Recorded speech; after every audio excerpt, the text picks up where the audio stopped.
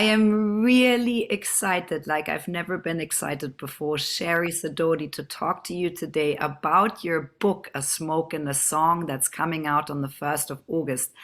Sherry, we've chatted before. I really am absolutely enlightened and so excited to have read this book through an advanced copy that you gave me because there is so much beauty and pain and so many beautiful stories, your life story on paper. And as I said before, to me, it wasn't just reading your story and rationally reading it and hearing you. I felt you in my body, and I felt that my body was reacting to your words in beautiful ways, sometimes triggered, but always in a good way. And it's as if it rearranged my sort of physical makeup.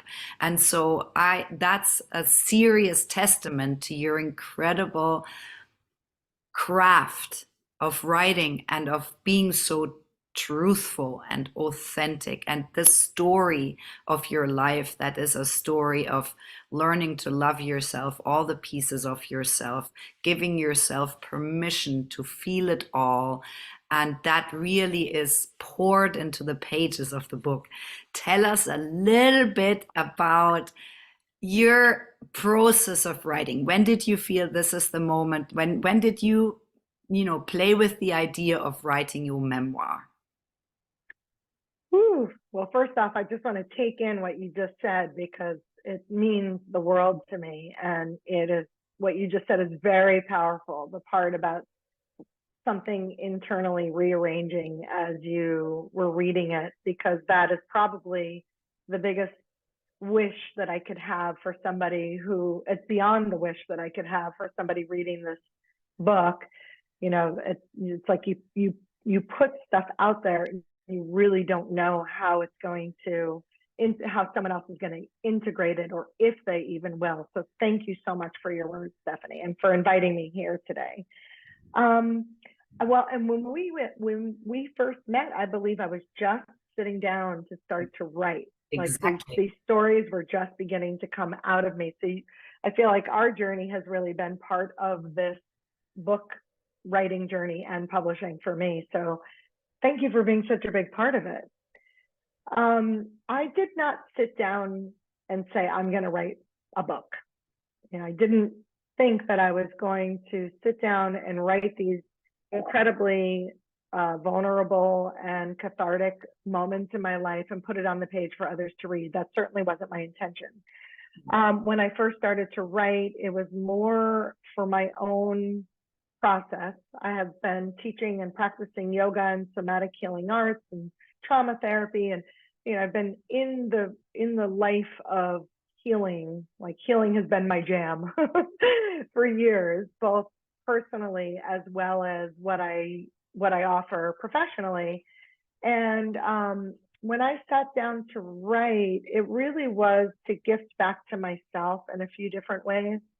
One, it was COVID. I was really tapped out from teaching online. I was had just finished offering 2 complete yoga teacher trainings online and was just exhausted. It was fall of 2020 and I just needed some space. Two, I had never really given myself time or permission to just make art. I had always done something of service to others or supported others on their journey. And I felt like this was the time I really needed to gift back to myself. And so I've always loved writing as a craft, although I had never thought of myself as a writer. Maybe secretly, as a kid, I dreamed of writing a book, but I did not sit down in September 2020 to write a book. I really just sat down to write, to give myself permission to be creative. And I ended up in a writing group that was meeting online weekly. Nothing formal. We met by chance through another experience that we had, and we continued to meet as a group. And maybe about 6 months into meeting and writing weekly together, one of the women in the group started to lay out some patterns in our different writing pieces that she had seen. And so when it came to be my turn, she said, I really see a lot of mother, daughter, grandmother theme here. Your journey as as someone who, as a human who had their own healing experiences and then gifted it back to others, keeps coming through. Lots of your own kind of working yourself out and getting to the place of, from loss to through loneliness to belonging. So she started to help me see some of the themes that were coming out in my various stories. And I thought to myself, wow, maybe I really do have something here that can be threaded together to make a book. Little did I know what I was getting myself into. But it's been an incredible experience. I've learned so much, and it's been as beautiful and miraculous as it has been challenging and triggering for me as well. So there's a lot that's come forward in these, from when I started in September 2020 to now publishing the book August 1st. Sherry, what was your writing process? How did you get all these beautiful words on paper? Well, interesting that you asked this question. I found myself, part of what motivated me into writing was that I was going through a phase in my life. There were a lot of changes and upheaval and transfer. It was a very transformative time, not just because of COVID, but for personal reasons. And I found myself waking up every day at about 3 a.m, and I couldn't fall back asleep. And so instead of struggling with it, I would get up and get my iPad and sit outdoors, make my coffee, sit outdoors, do a little breath work, kind of take in the 3 a.m. situation outside. And I wrote every day from about 3 to 7 in the morning, sitting outside on my porch in the dark. So it was a very, as we know, that's a very liminal space. It's considered to be kind of a shamanic time of the day. No one else is awake. Everyone's sleeping inside. Nothing needs to get done yet. And so it was a very free space. And I think that helped a lot with what ended up on the page, because I wasn't yet in my state of mind that was questioning myself, or doubting myself, or worried about how it would be heard or read. I was just in that place of just get it all out. And so it was very free writing that I did to get the words on the page. Editing was kind of a different story. That had to be a little bit more disciplined, down on my computer, a little bit more forethought and organization added to it. But the writing itself happened from 3 to 7 in the morning by myself in the dark. I think it must be a magical time because that really comes through. Sherry, how Mm-hmm. come you wrote this in present tense? I love that question. So when I first started to write it, I wrote it in past tense. A lot of these, like, as I said, because I wasn't writing necessarily a book, I was just writing these stories or snippets of memories that were coming forward. I was writing them in past tense, and they had kind of like a full cycle to them because I had the understanding of myself now looking back at that experience. And about 6 months into, or maybe a little less into the actual making this a book, I realized that when I was writing that way, I was still very much taking the seat of the teacher, or very much still taking the seat of, I'm this 50-something-year-old woman with all this experience and knowledge and study behind me and years of practice behind me. And that was starting to kind of push its way into the book. And that really took away from this idea that I wanted to make art. Right? So I was teetering the line between my professional life as a teacher and as someone who gives service and who has supported others on their journey, to really wanting to give myself that experience back. And so what I was finding is, in looking at and writing it as me now in reflection, it kept me in that seat of the teacher of what I know now. And when I started to strip that away, I would go into a specific meditation, this 5 sense awareness, to come back into a scene. And I started to remember everything as if I were sitting in that scene myself, and also saw some new things that I probably hadn't seen when I was younger and actually having the experience, um, I started to strip away all the ahas. I started to be able to strip away the teaching moments and just be in the moment itself. And when I would come out of that experience, I decided at, a certain point, months into writing it, that I had to go back and put the whole book into present tense. And as if, so each stage of the book, I'm only writing from what I remember of that experience at the age that I was when I had it. And that way I could kind of comb out all the teachings and just let the reader have the experience and make their own learning, teaching, assessments based on their experience that they're having while reading the story of me having the experience instead of me telling them what it meant. Yes. And what I realized throughout that process it took forever to go and change it from past tense to present because I really had to comb out so much of the story. There was no like full circle. I had to just pull it all the way to the end. And what I found is that some of that stuff stayed in there and kind of found its way into that last section of the book. Some of that stuff I just combed right out and never even brought back in. And some of that to me that was intentional. Like let the reader just have their experience and make their own meaning relative to their own life experience through my experience. And there's other parts of me that sometimes feel like, that stuff never made it back in. I hope that it makes sense that it was in there in the first place, because this is my first experience writing a book. But it was really thought out. Like I really thought about this. Do I want to be me, Sherry, now as a 50, at the time, 51, 52-year-old woman writing a book with all the wisdom that all the knowing that I have, all the experiences that I have? Or do I want to just have people be able to be in the experience as I was, or as far as I could remember it was, and just see what happens? And when I teach yoga, I very much teach the same way that I ended up writing this book. I create an environment for people to have their own experience. I'm not telling people how to feel. I just hope that they feel. And it doesn't matter if they're feeling, whatever they're feeling is welcome in that space. And I think I didn't set out to do that, but I think that ultimately by moving it into present tense, that is it parallels the way that I do other things in my life, like teach yoga.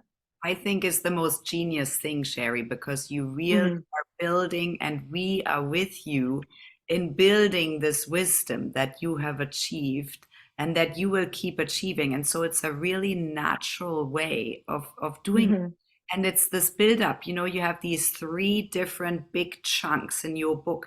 And the third one is just mind blowing because you got all of that in there. But instead of preaching it, you're just telling it so authentically that we resonate with everything and we see ourselves in so many of those pieces. And each time, and maybe I should bring a quote, and I'm so deeply grateful you wrote the book, because when I read those quotes, I just say, thank you, Sherry, for writing that, because yes, Mm-hmm. that's so important. So, for example, when you say, is beauty found in the plumpness of our lips or the sweetness of the words that exit them when we speak with kindness? Is strength found in the toned muscle of our legs or how they kneel in reverence and prayer? Why would we want to smooth out the wrinkles around our eyes when they witness all this humanity? It's such a beautiful quote. And it's just, it goes inside of my body and does incredible things and tells me that I am okay, 51, with the things, with my wrinkles, with my, everything is fine. And it's fine for me to love myself. And it's giving permission for me to love myself and somebody else loving me too, with all the changes that we experience.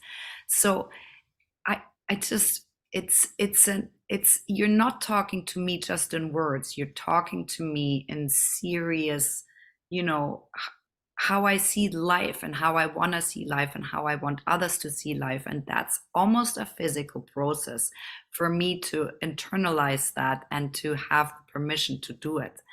And another time you say, I love hard. And I'd love for you to expand on that. It's such a beautiful thing to say. We should all love hard, ourselves and others, and give others the permission to love us hard. What does that mean for you?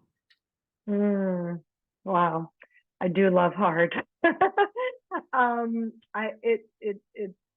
many pieces to that. And I've said it before in life, and I didn't even remember putting it in the book. So thank you for bringing that forward. But I think part of it is that I have this deep devotion to seeing, recognizing, and honoring the potential in people, in my people. And I think that comes from, I mean, there's downsides to that, but one, it's just, I think it's the natural thing of having,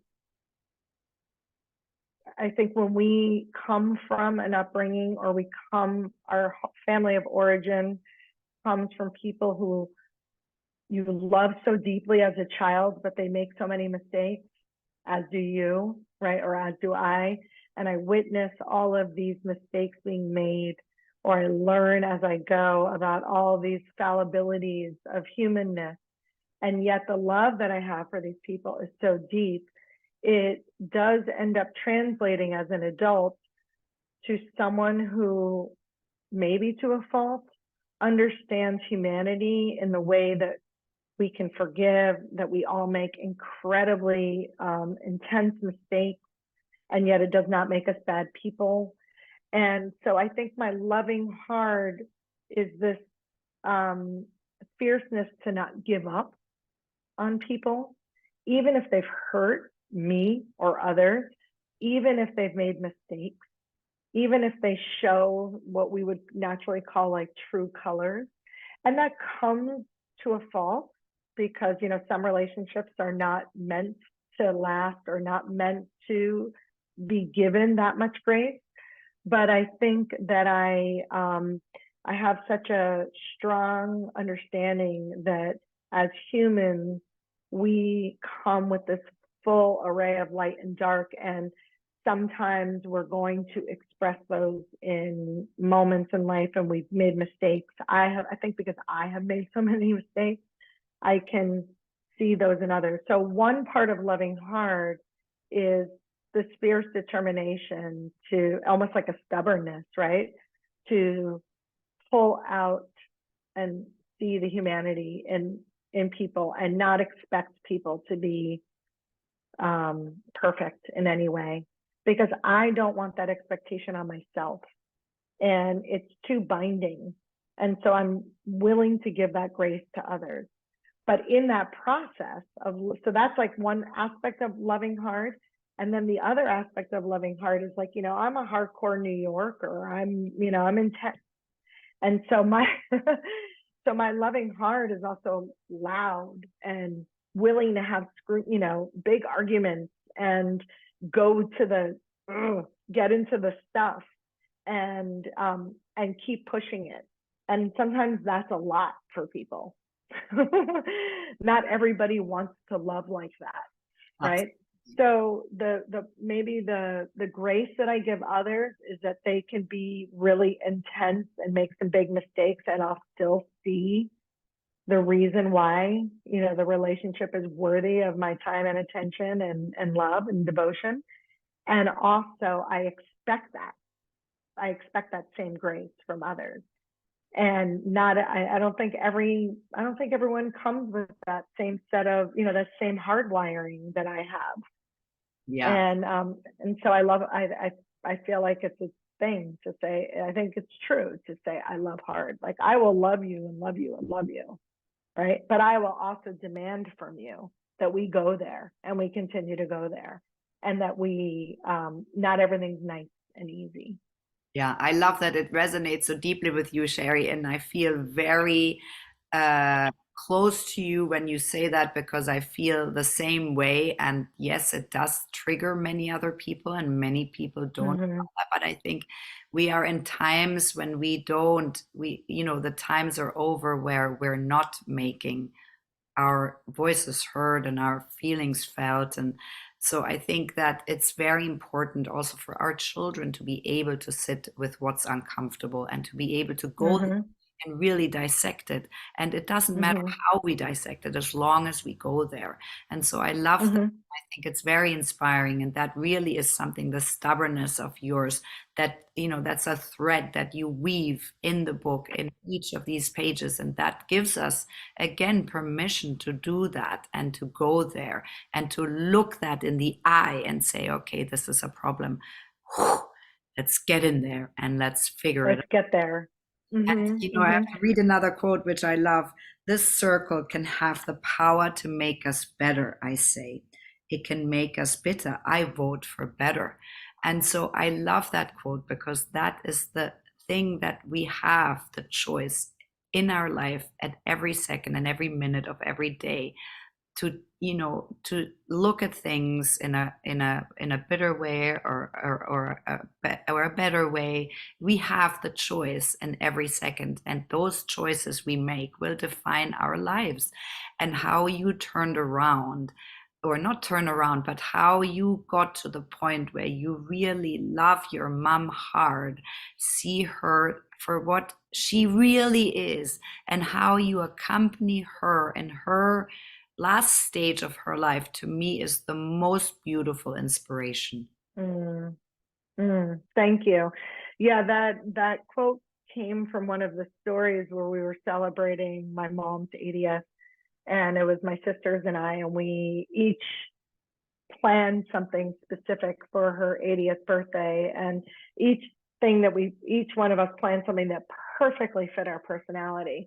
And my part of what I planned for her 80th was to do a circle with my mom, myself, and my two sisters, like a circle, a blessing circle. And I was terrified to do that, even though it's something I do all the time with my friends, to lead a blessing circle with the people that could potentially trigger one another the most. Felt like, uh-oh, this could potentially become a shit show, or it could become probably a crossroads for all of us. And what led up to that moment was certainly a crossroads. Like, my sisters and I spent more time talking and bonding than we had in years to plan for it. And that was a really beautiful opening experience for me. And then even just what led up and what was coming after in this weekend long celebration for my mom's 80th. But that moment of, starting this circle, and the four of us, these women who have been, we had a rocky road. We all loved each other hard, deeply, but there was it was tumultuous, at least from my experience. There were often moments in life, not just in childhood, but till now, that felt explosive or on the borderline of explosive to me. And so, when we're sitting there and we're all holding hands and we're in circle and we're about to go deep into something, you just know in that moment that you're human. Again, it could potentially snap and go the wrong way, or it could click and really open us up to something. And so when I said this circle has the potential to make us bitter or make us better, I vote for better. Everybody just kind of relaxed, and we all said better. And it was a turning point for me, at least. It was. I don't know if it was as much for my mother and my sisters, but for me, it was a real turning point. Like, now we're all adults. We're in this situation that normally can become a little agitated, and yet I'm bringing something into it that could potentially shift things for us right now. It did for me. It really did shift that for me. Even just hearing everybody say better and feeling their bodies relax, I was like, yeah, we're going somewhere here. And it was a beautiful experience. I can't say it like changed our whole dynamic forever, or, you know, but in that moment, it was huge for me. Yeah, Right. we can Yeah. we can feel that when we read those words, and it inspire us to be courageous as well and go to those places where you can turn around decades of, things happening, and just one moment will give you this light coming in. um Yeah. so Yeah, heal. I mean, I've been really blessed to have so many great teachings and teachers offer those little moments to me on my journey. And I think a lot of the book is that, or at least that second part of the book is that, um, that I didn't, again, I didn't want to just talk about things that I know that are healing and keep giving that to the reader. It was more important for me to show my journey of learning it. So I gave you the experience of when I first learned that, or when something was gifted to me like that. And then how then we then take that and pass that on.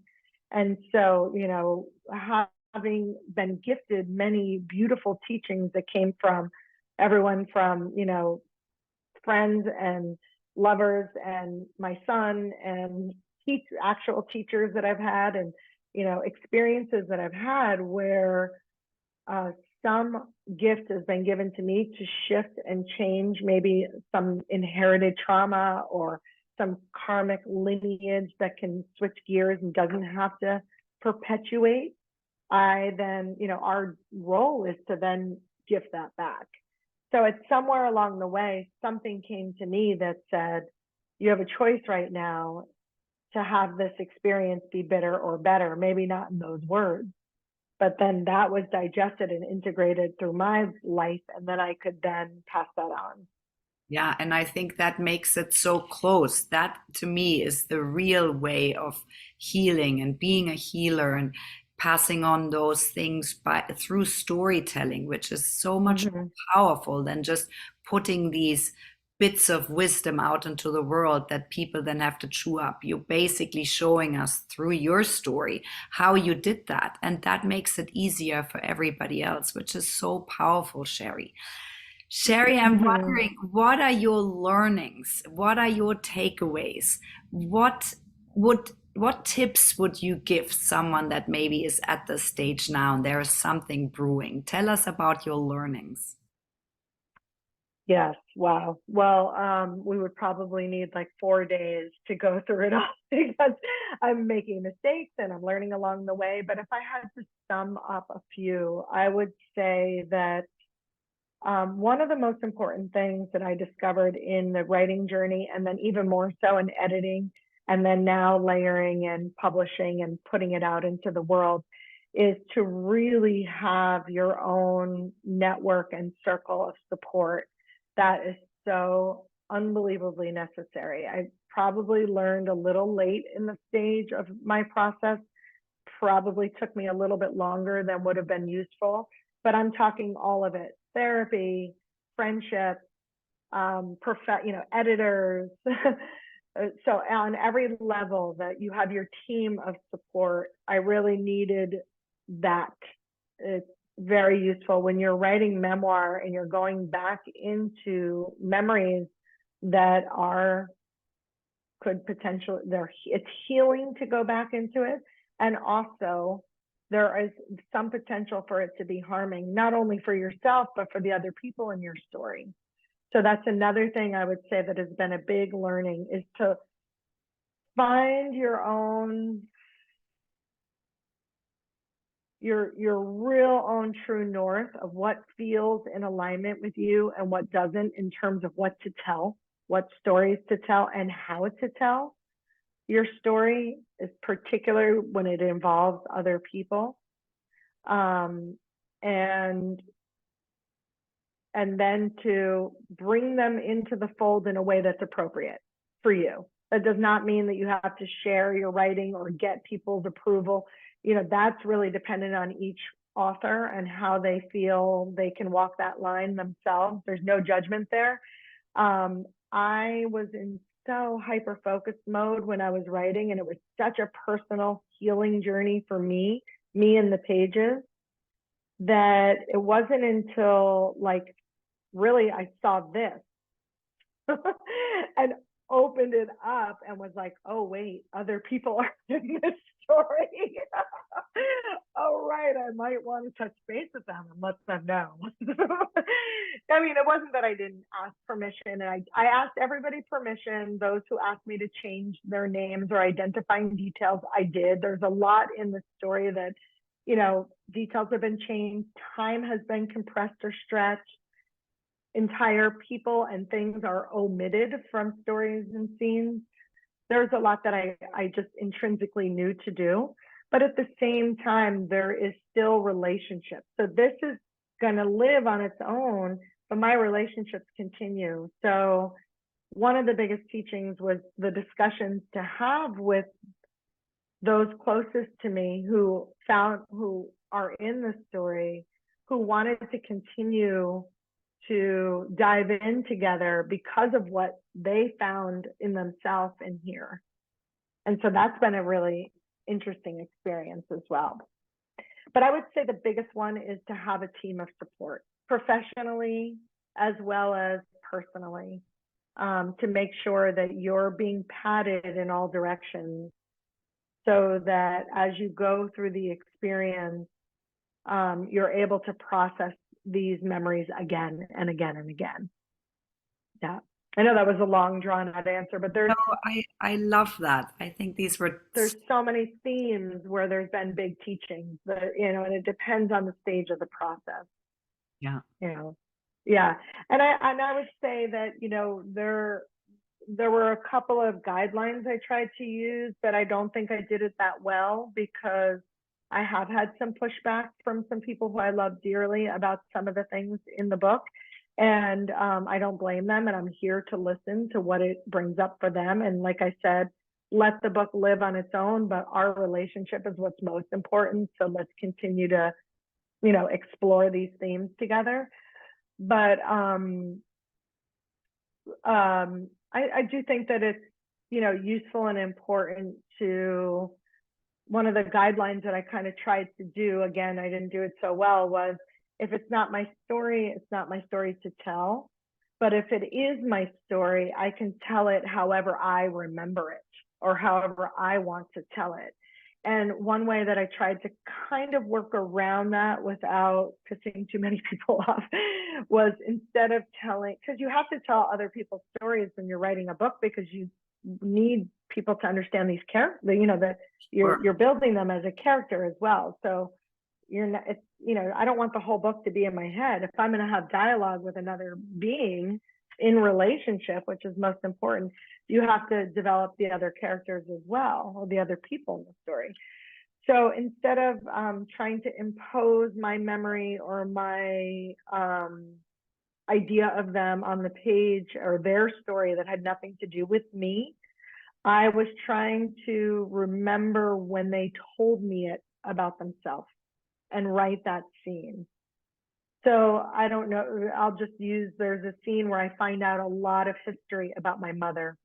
Mm. And it's intense for me and it's not easy. And I don't love hearing her story. But it was an important story to tell in the book. First, she gave me permission to share that story, so that I had asked her that way before I wrote it, or way before it ended up in the book. And secondly, instead of just talking about her story or what I learned, what I know of it, I wrote the scene of her telling me it. So that way it's still my story I'm telling. I'm telling the story of having this conversation with my mother and her telling me all the story about her story and then what's happening inside me. I'm not just objectively telling her history. Yeah. So that was one tactic that I kind of tried to fold into the writing, where if it was somebody else's story to tell, it was coming through their voice. But what was most important is how I was responding to it internally. Yeah. Sherry, you did such a beautiful job. This is a powerful Beautiful memoir. I want to encourage everyone to go out and buy it. A Smoke and a Song by Sherry Sidoti. Please review it and rate it. It's out from the 1st of August onwards. Sherry, thank you so much for sharing all these beautiful, incredible thoughts and insights with us today. And I can't wait for everyone to read it. Thank you so much. Thank you. Thank you for reading it and for supporting this journey that I've been on and for letting everybody know. And yeah, thank you, Stephanie. I appreciate it. Thanks to everybody.